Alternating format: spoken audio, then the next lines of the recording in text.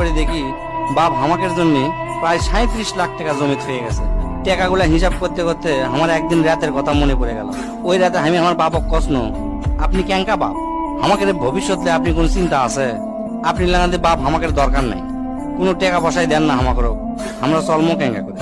বাপ তখন মুস্কি হাসে কষলো, আমি আমার সাধ্য মতোই চেষ্টা করেছি, সময় হলে সব বুঝবার পারবো। সেদিন ওই বাপের মুস্কি হাসে আমি বুঝবার পারিনি।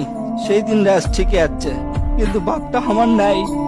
মাঝে মাঝে রাতের বেলা আকাশের দিকে তাকে কই, বাবা আজ পর্যন্ত তোমাকে বুঝতে পারলাম না, তোমার উপর খালি রাগই করে গেছি, কিন্তু তোমাকে জোরে ধরে কোনোদিন আই লাভ ইউ করতে পারলাম না।